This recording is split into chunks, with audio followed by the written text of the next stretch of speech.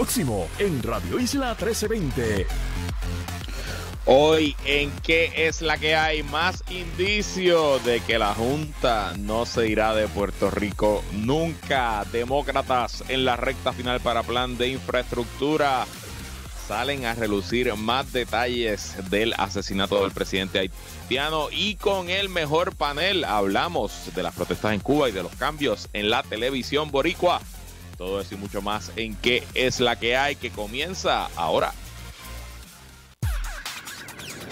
El análisis más potente y completo comienza ahora. Luis Herrero llega prendiendo fuego a los políticos y figuras que se atreven a dañar el país. Radio Isla 1320 presenta ¿Qué es la que hay? Con Luis Herrero.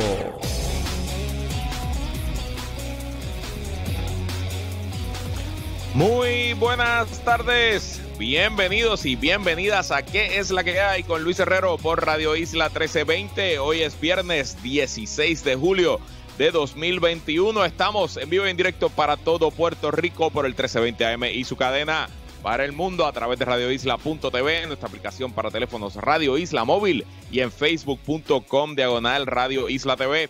Yo soy Luis Herrero y como siempre les invito a que me sigan en todas las redes sociales, twitter.com/LHerrero, instagram.com/LHerrero y en Facebook como Luis Herrero Acevedo. Y recuerda que este programa lo puedes escuchar en su formato podcast. Búscalo como ¿Qué es la que hay? En tu aplicación de podcast favorita para que me escuches cuando a ti te dé la gana. ¿Y qué es la que hay? ¿De qué vamos a hablar hoy? Lo único garantizado en la vida son los impuestos, la muerte y la Junta de Control Fiscal. Demócratas tratarán de aprobar proyectos de infraestructura la próxima semana. Ya veremos. Sale a relucir compleja conspiración internacional en el asesinato del presidente haitiano. Les cuento. Y junto a Ileana Báez Bravo y Jorge Juan Sanders en el mejor panel, discutimos los cambios en la televisión boricua y la situación en Cuba. Y bueno, pues arranquemos.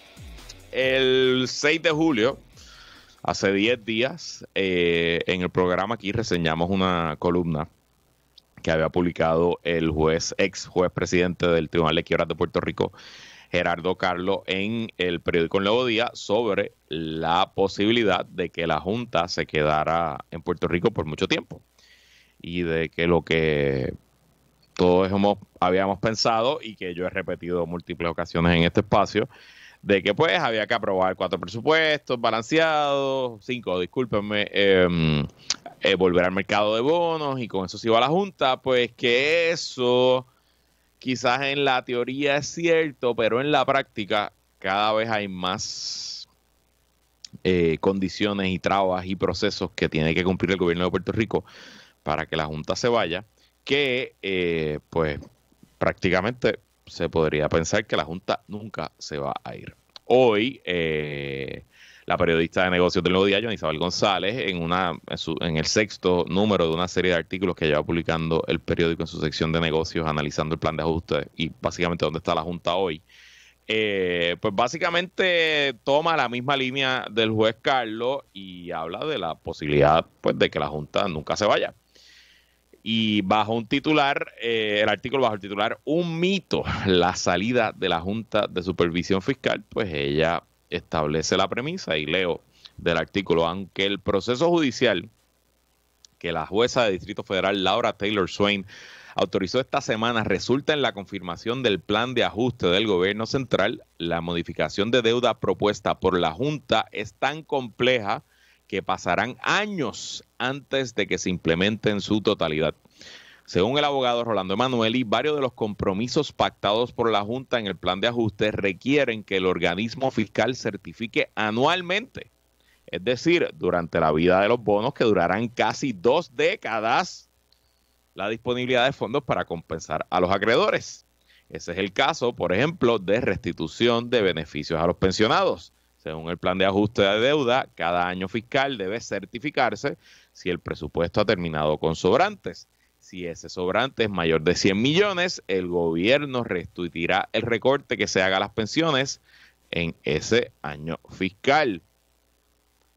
como yo leo esas expresiones del licenciado Emanueli, que obviamente sabe muchísimo más de la ley promesa de lo que yo sé, es que básicamente la Junta se está convirtiendo pues en una Junta Cuca Gómez, porque pues la Junta fabrica el plan de ajuste de la deuda, la Junta vende el plan de ajuste de la deuda y después la Junta certifica todos los años que hay el dinero para pagar el plan de ajuste de la deuda.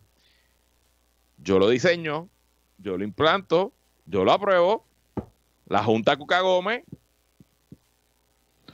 Entonces, ¿cómo es que la Junta va a certificar por 20 años que hay unos fondos disponibles para pagar los bonos que se emitieron por el plan de ajuste que la Junta fabricó, vendió y consumió, si la Junta se va en 5 años cuando aprobemos 5 presupuestos? Obviamente hay una contradicción inherente ahí. De hecho, el artículo detalla otras instancias que pasaría lo mismo, porque, por ejemplo, faltan decenas de miles de reclamaciones por resolverse de acreedores del gobierno, contratistas que se les debe dinero, etcétera, y que obviamente pues tomará varios meses, años más, no meses, años adicionales en que se resuelvan todas esas reclamaciones, y pues la Junta se quedará en todos esos años, porque la Junta, bajo la ley promesa, es la única que puede ir al tribunal a lidiar con esas acreencias. Sigo leyendo del artículo de Johnny Isabel González. El reto, según Emanueli, es que Promesa reconoce a la Junta como la única entidad responsable de presentar y facilitar el ajuste de deudas del gobierno. No hay nada en la ley Promesa que establezca que la Junta diga, ahora que se aprobó el PDA, el plan de ajuste, pasó el batón al gobierno, sostuvo Emanueli. Este escenario quedó confirmado esta semana cuando la Junta, por voz de su abogado Martin Bienstock, dijo a la jueza Swain que no permitirá que la administración de Pedro Pierluisi o la Asamblea Legislativa descarrilen los acuerdos ya pactados por el organismo fiscal.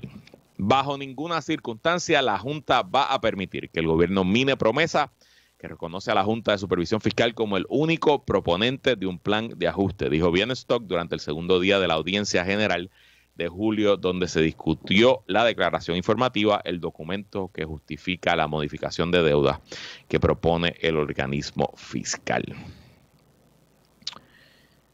Básicamente, y hoy es viernes, pero no es viernes pop, pero citando al villano principal del universo de Marvel en las películas de cine, Thanos, él dice que él es inevitable. Pues sí, la Junta es inevitable. Y la manera en que se están negociando y que parece que se van a aprobar estos ajustes de la deuda hace inevitable que la Junta se quede varias décadas más. Y ante esa aparente realidad, porque si Rolando Emanueli y el juez Carlos y la periodista Johnny Isabel González, que son pues probablemente 3 de los principales expertos y expertas en la ley promesa en el mundo, leen esa ley y los acuerdos que la Junta están llegando como que se está perpetuando la Junta en el poder, pues no hay de otra que enmendar promesa. Es que no hay de otra, porque al final del día está condenando la Junta y estos acuerdos a que en Puerto Rico pues no va a haber democracia hasta que se acabe el asunto. Digo, quizás nunca hubo democracia y podemos hablar después de nuestro estatus colonial, pero aquí básicamente se estaría escribiendo en piedra en una sentencia de un tribunal que podrá ser apelada, pero que en algún momento será final y firme, y que incluiría una Junta eterna. Y bueno, hay unos esfuerzos. He visto al presidente de la Cámara, Tatito Hernández, he visto a los alcaldes populares y PNP cabildeando con Grijalva, cabildeando en el Congreso de que se enmiende promesa. Raúl Grijalva ya tiene un proyecto que presentó el Congreso pasado para enmendar promesa, pero me parece que hay que hacerlo. Y también me parece que el gobierno central, que sigue malgastando en dinero en buscar el sueño imposible de la estadidad y perseguir el unicornio que no existe, debería estar gastando dinero en darle publicidad a cómo Estados Unidos tiene un régimen totalitario en Puerto Rico donde le quitó completamente el poder a los puertorriqueños de decidir su futuro y que se quiere entronizar en el poder por décadas más, deberían estar denunciando esto en el planeta. Deberían estar usando a los cabilderos y a los relacionistas públicos de PRAFA en conseguir entrevistas, artículos, podcasts que hablaran de esto. Porque, señores, está dibujado en la pared. La Junta se queda. Concluye el licenciado Emanuel en el artículo. 8 años después de que se confirmó, porque él compara, ¿verdad? Compara la situación de Detroit con Puerto Rico. Dice Manueli, 8 años después de que se confirmó el plan de ajuste de la deuda de Detroit, el caso está abierto.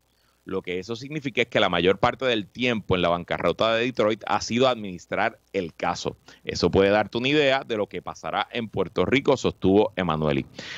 Decir que la Junta se va con 4 presupuestos balanceados es un mito, es falso, porque aún si confirmaras el plan de ajuste, todavía queda la quiebra de la Autoridad de Energía Eléctrica y la Autoridad de Carreteras y Transportación, y es la Junta la que tiene la única autoridad para ese trámite, dijo Emanuel, y al agregar que administrar los planes de ajustes de Puerto Rico también requerirán continuar pagando honorarios millonarios a los abogados y asesores del organismo fiscal. No, van a trabajar de gratis. Así que lo que hay es Junta hoy, Junta mañana, Junta forever. Cambiando de tema, pasemos a Washington. Mucho se ha escrito, hablado, comentado sobre los diversos planes del presidente Joe Biden y del Partido Demócrata de aprobar trillones, con T de tienda, trillones de dólares en infraestructura, una agenda ambiciosa que incluye no solo infraestructura clásica como carreteras, trenes, aeropuertos y puertos, sino que también busca catalogar por primera vez la infraestructura social, como pues, por ejemplo, el acceso a cuidado de niños para las familias trabajadoras puedan salir a trabajar, la educación preescolar universal, que los programas de salud como Medicaid cubran también la salud oral, la salud auditiva y otra serie de programas que serían prácticamente la agenda de servicios sociales y de programas gubernamentales más ambiciosa que el Partido Demócrata haya hecho desde el nuevo trato bajo Roosevelt en los 30.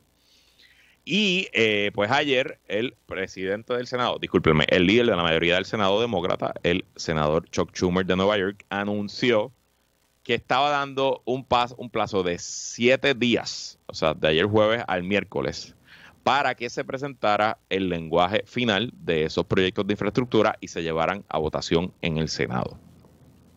La Casa Blanca y los demócratas han optado por una estrategia dual en este tema de la infraestructura y honestamente yo no tengo idea si va a ser exitoso. Me parece que es una estrategia riesgosa y básicamente lo que ellos han hecho es que dividieron el plan de infraestructura en 2. Lo que es infraestructura tradicional, lo que uno piensa en infraestructura, varilla y cemento, como decimos aquí en Puerto Rico, la Casa Blanca directamente está negociando con un grupo de 10 senadores republicanos. Ustedes saben que en el Senado, para aprobar cierto tipo de legislación, básicamente casi toda la legislación, se requiere en algún momento 60 votos, son 50 demócratas, y con 10 republicanos serían 60 votos para aprobar este paquete de infraestructura tradicional. Ese paquete, más o menos, se está estimando en 1.2 trillones de dólares en 8 años, no es de una, y se pagaría en parte con unos impuestos a empresas foráneas, etcétera, pero no hay no hay grandes cambios en cuanto a los impuestos. Esa negociación lleva varios meses. Ahí obviamente pues tienes a una Lisa Murkowski de Alaska, tienes a un Romney de Utah y otros senadores que también están interesados porque, óiganme, a ningún político o política le amarga que le den un dron de billetes para su estado. Construir un puente, una carretera, un túnel, eso le gusta a cualquier político. Y eso es uno de los caminos. Y ayer Schumer le dijo a ese grupo de republicanos de la Casa Blanca, el miércoles el proyecto baja a votación, pónganse de acuerdo, finalicen las negociaciones.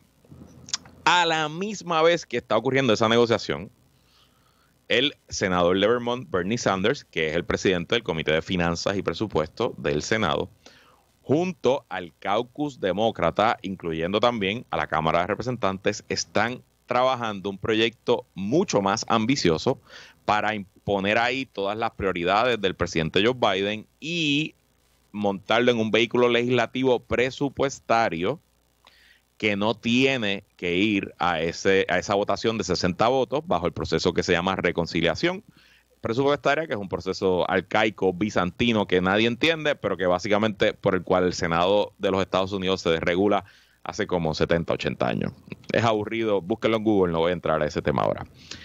Pero lo que está pasando ahí y ocurrió esta semana es que ya en el comité de Bernie Sanders, en el comité de finanzas, se llegó a un proyecto de consenso que tiene el apoyo de todos los demócratas del comité. No faltan todos los demócratas del caucus, pero en el comité.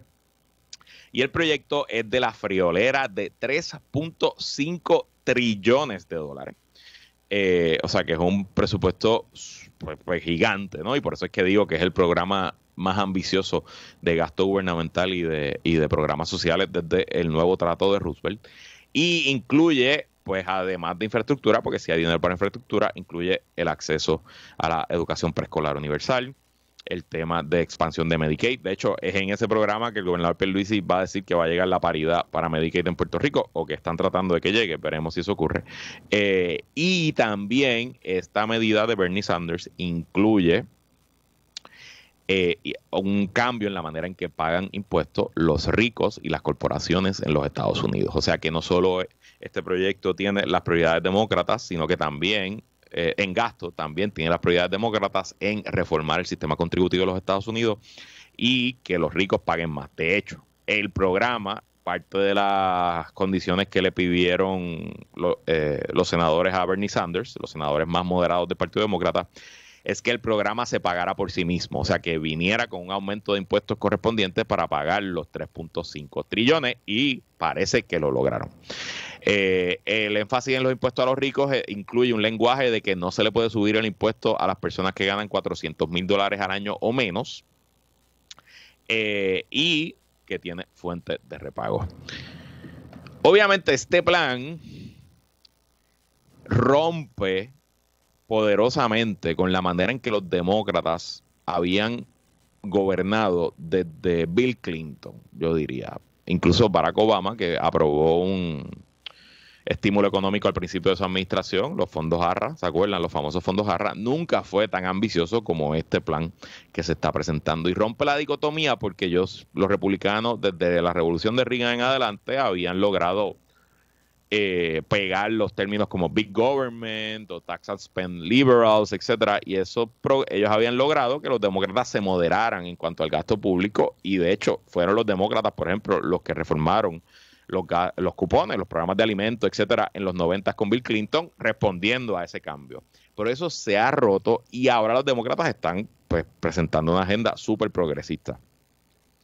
Claro, este proyecto de Sanders necesita 50 votos, necesita el 100% del caucus demócrata para salir adelante, y si yo fuera a apostar hoy, creo que no aparecerán los votos y creo que ese proyecto al final no se va a aprobar. Veremos qué ocurre, ojalá sí, ojalá se pueda aprobar el proyecto grande, el de los 3.5 trillones, y que se pueda aprobar también el proyecto de los senadores. Estamos hablando de una inversión de 4.2 trillones de dólares en la economía de los Estados Unidos y en Puerto Rico por los próximos 8 años, y todos sabemos que la infraestructura norteamericana necesita esa inversión. Pero por otro lado, la división en los Estados Unidos es fuerte y los republicanos creen que van a ganar en el 2022 y no le quieren dar ninguna victoria, mucho menos quieren darle la opción a los senadores y senadoras demócratas y a los congresistas demócratas que suelten billetes en sus distritos. Así que veremos cómo se desarrolla, pero se supone que ya la semana que viene sepamos cómo terminan ambas medidas y si vienen o no esos chavitos de infraestructura. Y bueno, antes de irnos a la pausa, hablemos un poco de Haití. No hemos conversado mucho, excepto el día que asesinaron al presidente, pero lo que está ocurriendo es que se ha ido desarmando toda una intriga internacional que incluye conspiradores en los Estados Unidos, en Venezuela, en Colombia, reuniones en República Dominicana, dinero internacional, soldados de fortuna, funcionarios corruptos en Haití, y obviamente lo único, no es que no hay mucho análisis que yo pueda hacer.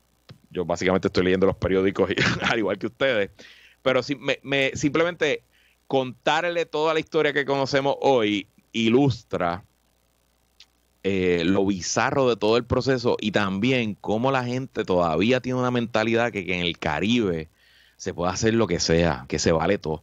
Porque aquí básicamente 3 personas se reunieron y dijeron: yo quiero ser presidente de Haití, levantaron dinero, contrataron un comando de soldados y se tiraron para Haití a tratar de convertirse en presidente. Hoy el Washington Post logró acceso como a una presentación, como a unos documentos que básicamente detallaban el plan. Es como, imagínate que usted está montando un negocio, una empresa, tiene una idea para un negocio y pues monta su PowerPoint para buscar inversionistas.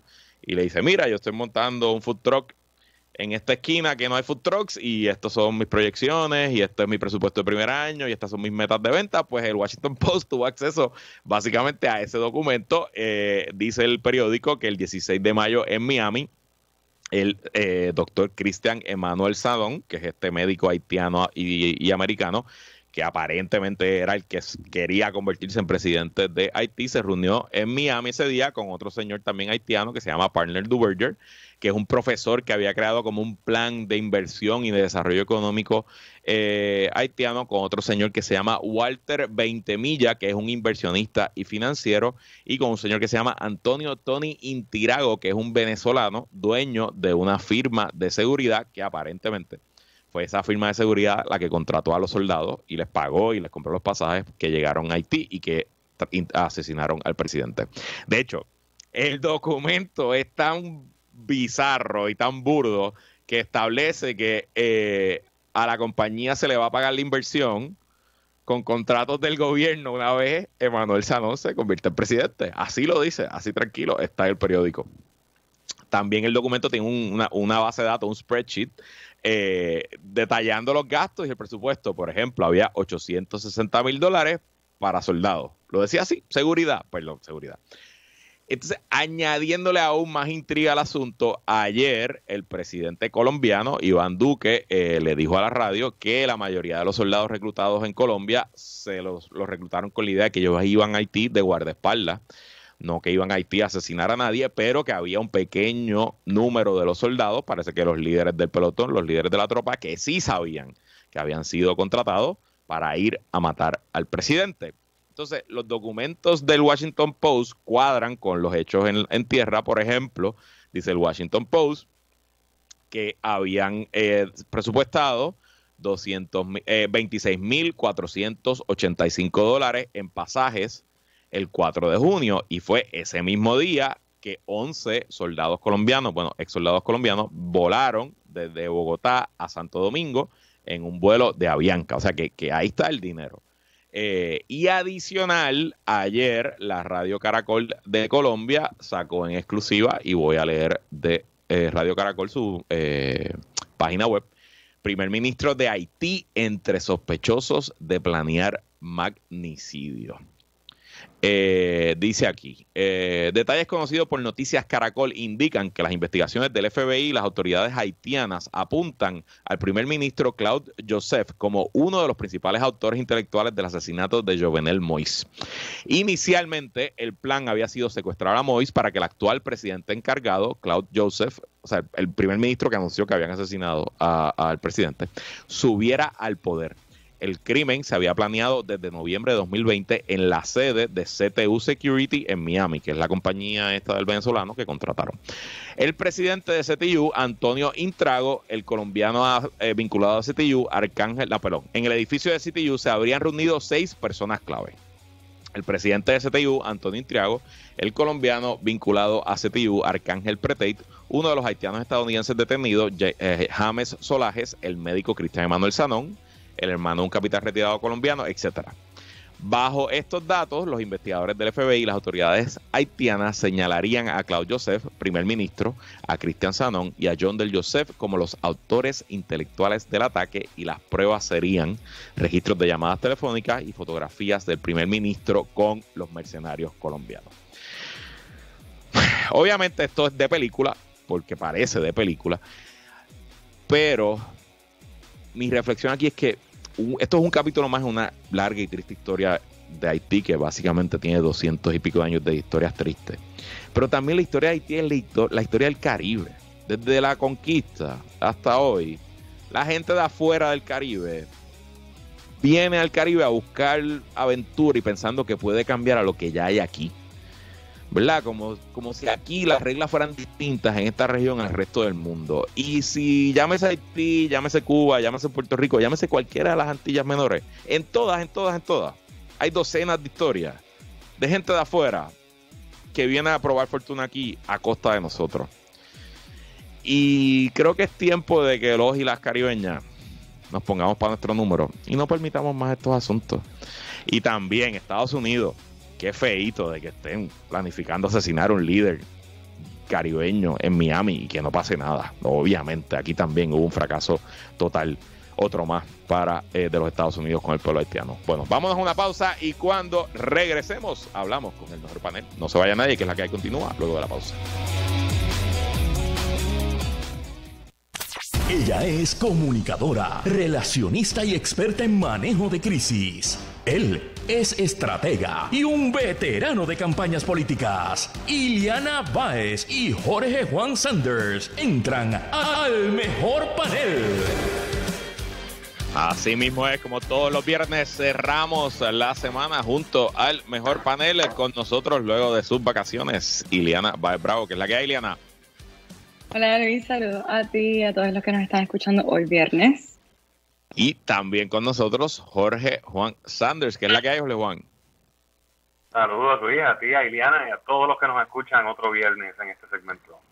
Bueno, los medios de comunicación locales, especialmente la televisión, llevan una racha de varias semanas con anuncios y movimientos de talento.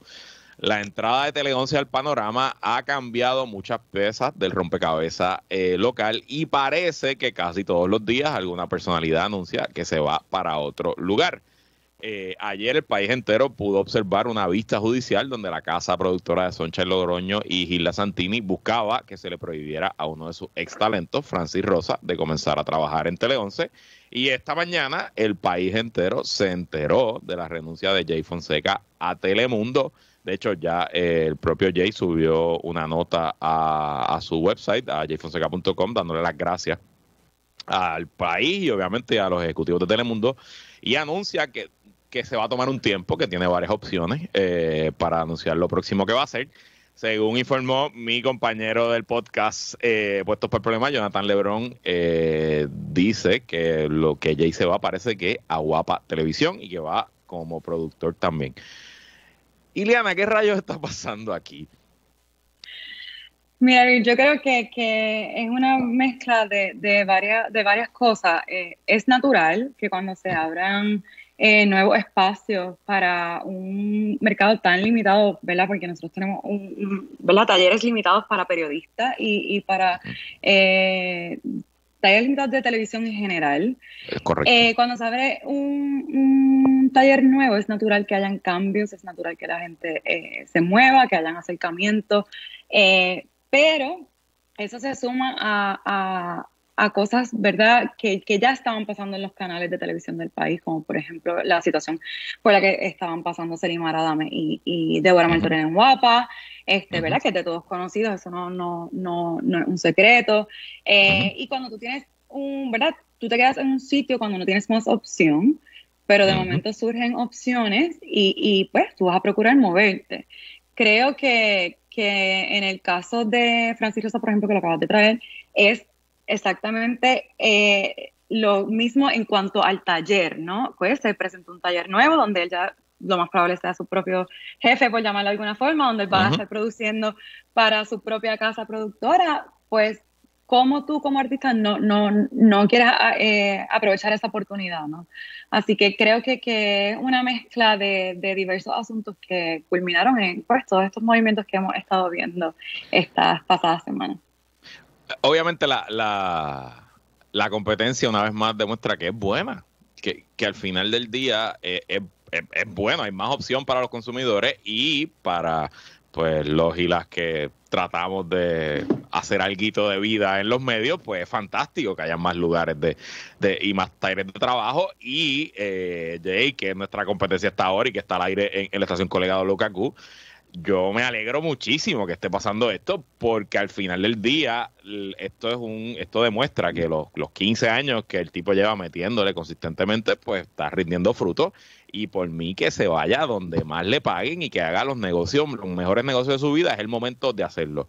Y adicional, y quiero hablar contigo de esto, Jorge Juan, me parece que Jay ha logrado lo que quizás nadie más ha logrado, en que ya su plataforma, que es él, es mucho más grande que cualquier canal. Y entonces, como él no necesariamente necesita salir en televisión todos los días para tener el impacto que tiene y el éxito comercial que tiene, pues eso lo pone en una posición de fortaleza para negociar pues una mejor oferta, ¿no? Y te pregunto entonces, Jorge Juan, ¿qué lectura le das a todos estos cambios y cómo ves la estrategia de cada canal? Bueno, Luis, primero, comenzando con eso que mencionaba, de la transformación de Jay en un ente que pueda operar, ¿verdad? Más allá de los medios tradicionales. Hoy mismo en Estados Unidos se dio la renuncia sorpresiva de Casey Hunt a MSNBC. Ella es una reportera que tenía hasta su propio programa en MSNBC y se veía como un rising star, ¿no? Una estrella creciente. Y se la lleva CNN, la competencia, específicamente y únicamente a una apuesta nueva que tienen de programación únicamente de streaming para tabletas y teléfonos. Así que ves cómo va cambiando ¿verdad? De los medios tradicionales por un lado. Por otro lado, la televisión puertorriqueña necesitaba y necesita transformación, necesita crecimiento, necesita evolución. O sea, yo creo que habíamos llegado al punto hasta donde estaba evolucionando. O sea, llegamos a tener hasta un canal menos. La programación local, o sea, creación de programación local, yo creo que estaba en su peor momento. O sea, ya no teníamos literalmente ni las películas para televisión. Aquí había películas puertorriqueñas, aunque no fuera para cine, hechas para televisión, las películas de Vicente Castro en Guapa, o sea, no teníamos ni eso literalmente. Y en un país que ha demostrado la capacidad artísticamente de producir y exportar, o sea, ahora mismo la exportación más grande serían nuestros artistas. ¿Cómo es posible que tengamos tanto músicos y no tengamos buenos escritores, directores, productores, actores? No, claro que no, los tenemos. Lo que pasa es que no se le ha dado el espacio. Aun cuando tuvimos nuevos espacios llegar, como lo fue Mega TV en su momento, pues no tuvieron los ratings de los canales principales, ¿no? Y estuvimos en un momento donde básicamente toda la programación fuera de las noticias era programación enlatada, por decirlo así, y fuera de la programación del mediodía y los programas de comedia, que pues siendo honestos también tienen el mismo formato que han tenido por muchos años. O sea, no se ve esa evolución. Yo creo que lo otro que dice, para concluir, es que alguien ve valor en Puerto Rico económico. O sea, la inversión que requiere y que está haciendo, por ejemplo, en este caso Tele 11, en montar un canal, inversión en estudios, inversión en traer ese equipo, tanto el equipo técnico como estos reporteros y artistas que han traído con salarios bien pagos. Eso es una inversión bien grande y alguien tiene que ver un retorno de esa inversión. Alguien tiene que pensar, si montamos este canal voy a conseguir suficientes auspiciadores para hacer esto sostenible. Lo cual es interesante porque básicamente ahora vas a dividir la pauta entre 3, 4, 5 más adicionalmente, pero sin duda la televisión necesitaba transformarse y necesita, o sea, no hay televisión local básicamente. Estoy 100% de acuerdo contigo. Creo que perdimos a Iliana. Si producción puede darle hasta aquí. Ok, Iliana, lo mencionaste ahorita. Parte de los aspectos más interesantes de toda esta transición ha sido escuchar de la voz de los propios talentos, especialmente en las mujeres, hablar de las condiciones de trabajo en algunos de los medios en Puerto Rico, que no hay equidad en el pago y cómo eso fue parte de la motivación para el cambio. ¿Crees que este periodo no solo, además de traer mayores oportunidades y esperamos que mejores salarios, también mejore el ambiente laboral en los medios de comunicación? Claro que sí, Luis. Y no solo en los medios de comunicación, creo que ¿verdad? En los diferentes patronos a través de la isla. El que personalidades, ¿verdad? Porque los periodistas que salen en televisión a la larga se convierten en personalidades que impactan, ¿verdad? El quehacer del país entero. Hagan un llamado, o señalen o destaquen ¿verdad? Las inequidades que sufren en el trabajo, pues promueve el que otras personas también reclamen, ¿no? Equidad salarial. Y no solo que lo reclamen, ¿verdad?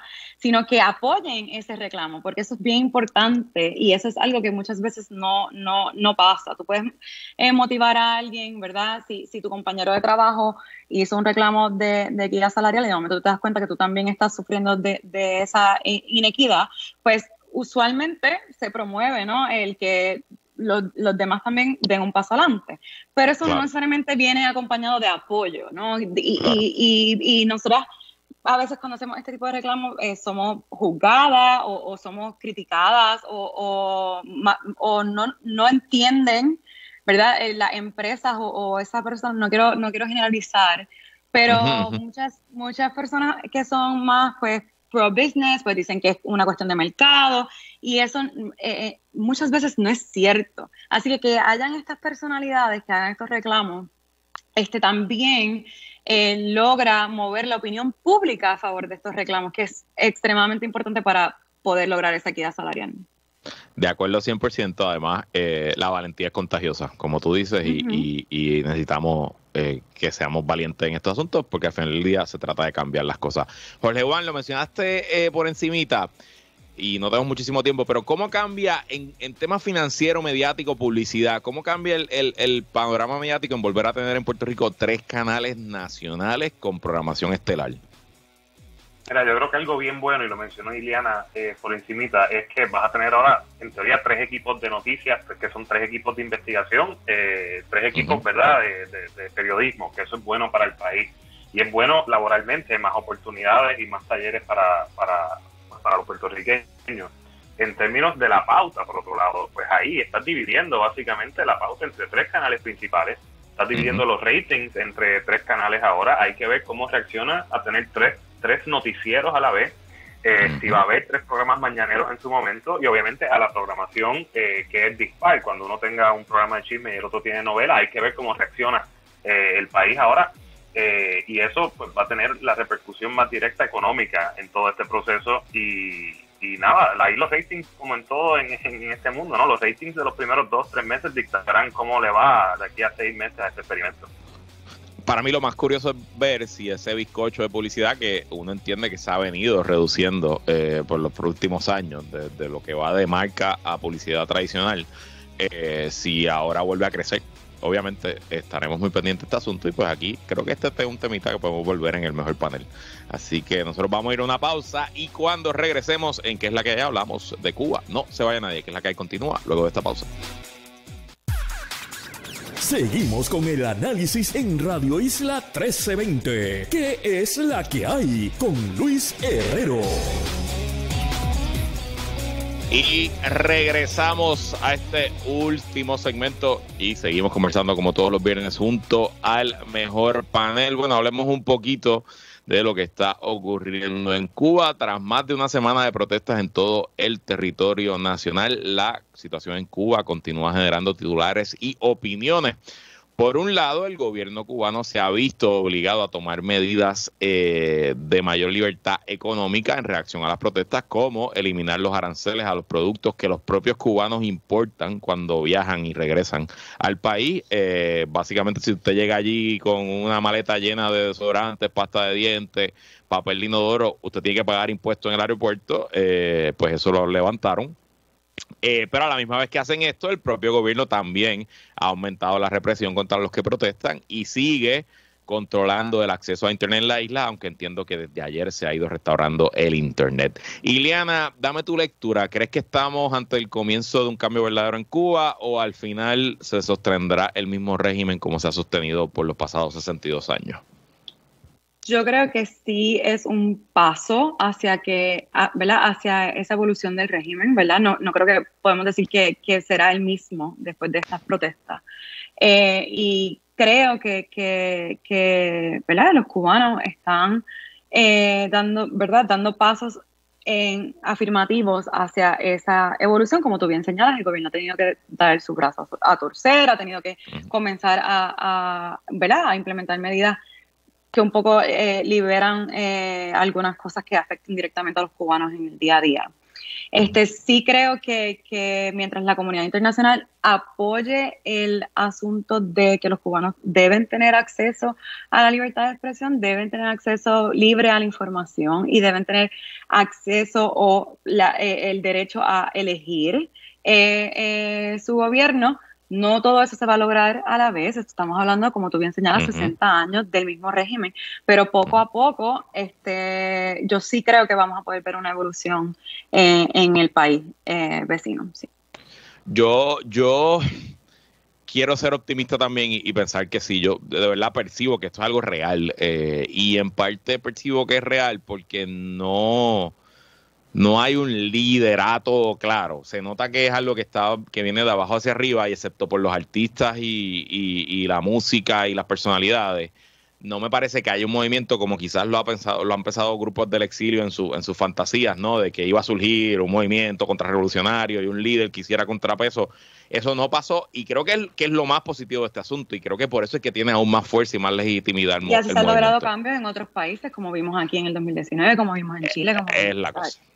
Jorge Juan, ¿coincides con nosotros? ¿Sientes que estamos ante un momento diferente en Cuba? Y si lo estamos, ¿por qué es diferente?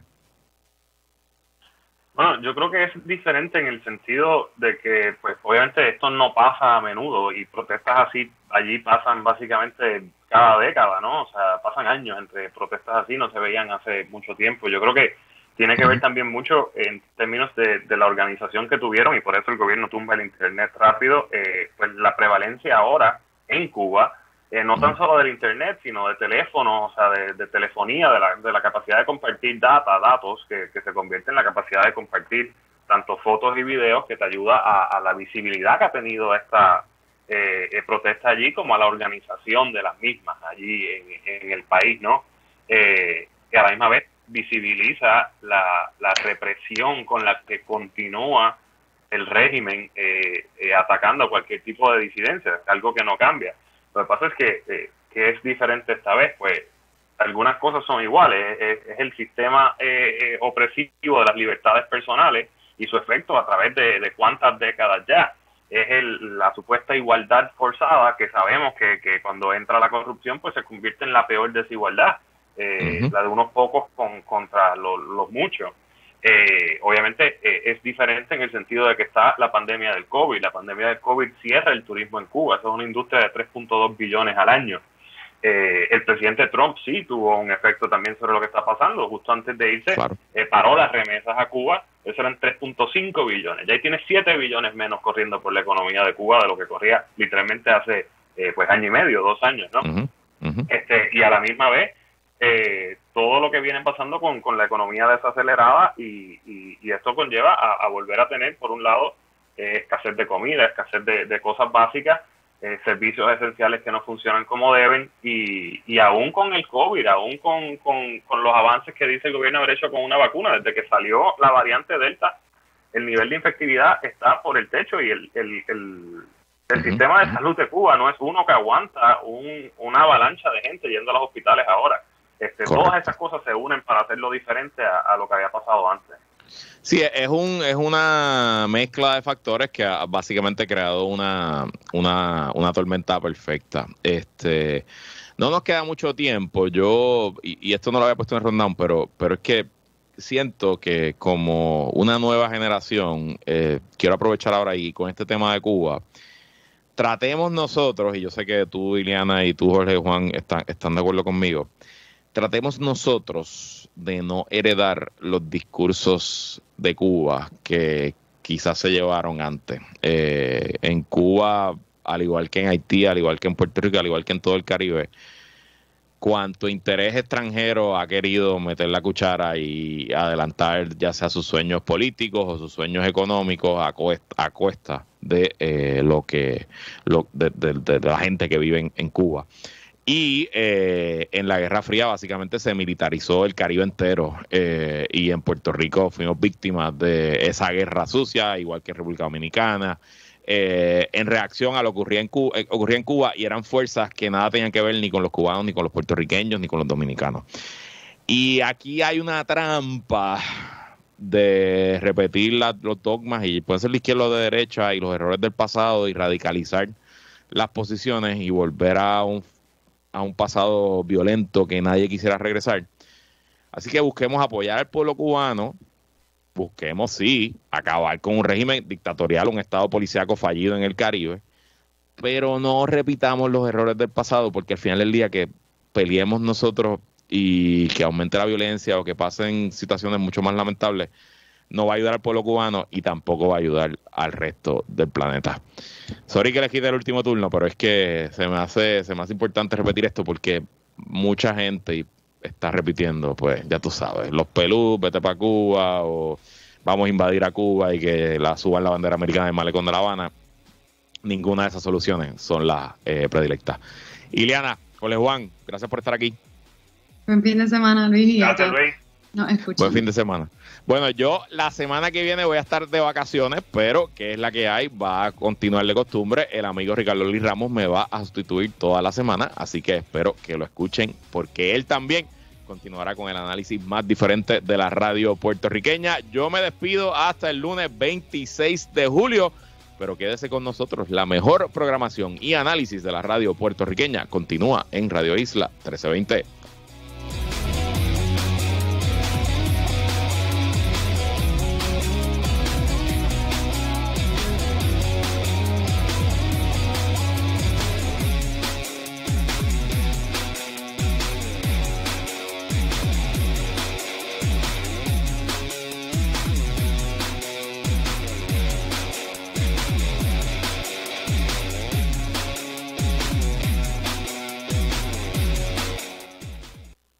Síguenos en Twitter, Radio Isla TV. Aquí te traemos la información más precisa y certera de las condiciones del tiempo en temporada de huracanes. Radio Isla 1320 presenta a la meteoróloga Natalie Rivera. Muy buenas tardes. Ya a esta hora el radar muestra que los aguaceros que estuvieron afectando en horas de la tarde al noroeste de la isla se han disipado y solamente vemos actividad de aguaceros aislados a través de la isla. En esta noche vamos a tener temperaturas entre los 60, mediados 60 a los bajos 80 grados y vamos a tener condiciones bastante estables. Ya para mañana vamos a tener la entrada de una masa bastante grande del polvo del Sahara que va a estar ocasionando condiciones bastante estables y secas y cielos bien brumosos durante el día de mañana sábado. Ya para el domingo vamos a tener la entrada de una onda tropical, pero esta onda tropical que está allá al este de las Antillas Menores va a ser una onda tropical bastante débil. Y considerando que vamos a tener mucho polvo del Sahara alrededor de esta onda tropical, es bien probable que la cantidad de acumulación de lluvia sea menor a la que se pronostica. Por el momento, el modelo indica que la mayor parte del aguacero va a estar concentrado en el este de Puerto Rico, principalmente sobre Vieques y Culebras y en las aguas al este de Puerto Rico. El domingo vamos a tener aguaceros periódicos, no se espera que sean lluvias constantes durante todo el día. En la mañana aguaceros periódicos para el este de Puerto Rico y ya en el noroeste durante horas de la tarde, que es la actividad normal.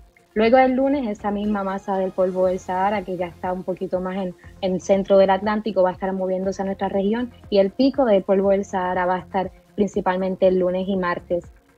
Hasta aquí el informe del tiempo. Que tengan todos un buen fin de semana.